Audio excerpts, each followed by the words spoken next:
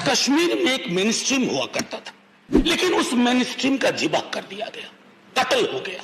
इस देश के भारत माता की छाती पे बहुत दाग है सर। ये सारे दाग हैं कश्मीरी पंडितों के दाग के साथ साथ। मैंने कहा कि एक मुसलमान लड़की कश्मीरी पंडित के दर्दो गम को समेट करके लोगों के समक्ष रखेगी, ये हिंदुस्तान है सर।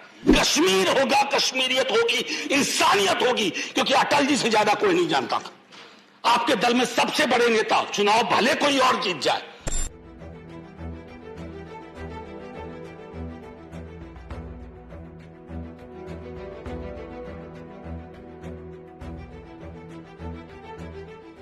बहुत सारी चीजें याद आ रही हैं। 5 अगस्त 2019 की एक वर्ष मेरा हुआ था उस समय सदन में।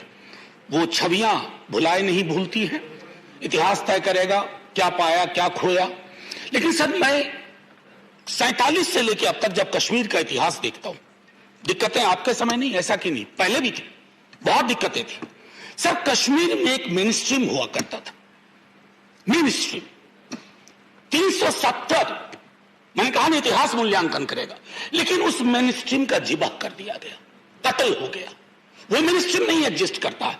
आपको भी दिक्कतें इसलिए आ रही हैं कि पहले आपने मेन स्ट्रीम को डिलेजिटिमाइज किया, फिर उसका कत्ल कर दिया, और आज परिस्थिति यह है। मैं आपको बताऊं, इस किताब का मैंने पहले भी जिक्र किया था।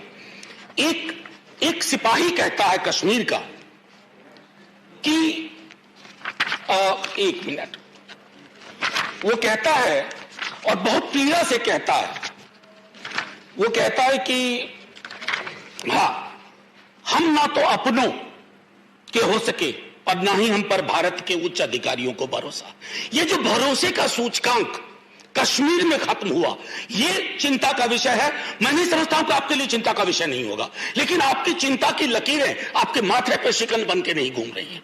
ये हमारे लिए चिंता का विषय है सर। इन दिनों एक फिल्म की बहुत चर्चा है।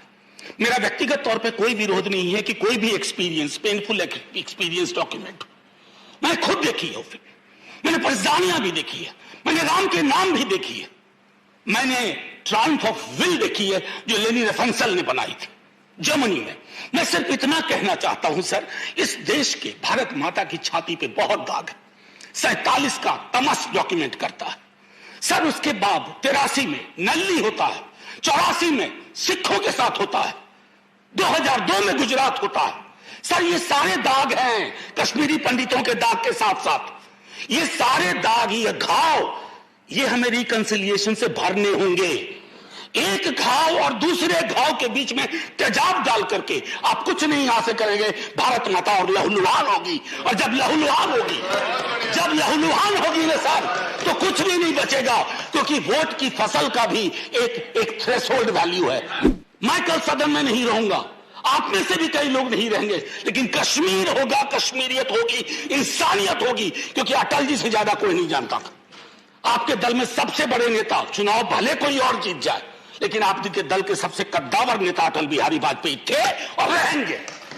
और उस अटल जी ने न सिर्फ बोला, लिखा कि इंसानियत, कश्मीरियत, जमहूरियत, इससे बड़ी चीज क्या हो सकती है? किन चीज के लिए? For how many gold coins? We are losing that plot. That concerns me, that worries me sir. जब कश्मीर फाइल्स पे लोगों ने कहा, मेरी एक स्टूडेंट थी सर, एमफिल साइमा रहमान, वो रेडियो जॉकी है। हम लोग बैठ के बात कर रहे थे कि किस विषय पे किया जाए एमफिल, उसका एमफिल। हमने कहा कश्मीर पंडित पे करो। ये बहुत पहले की बात है, आप सरकार में नहीं आए थे, मतलब ये वाली मोदी जी की सरकार नहीं आई थी सर। पूछा उसने क्यों? मैंने कहा कि एक मुसलमान लड़की कश्मीरी पंडित के दर्दो गम को समेट करके लोगों के समक्ष रखेगी, ये हिंदुस्तान है सर। और हमें बता रहे हैं लोग राष्ट्रवाद, ये राष्ट्रवाद।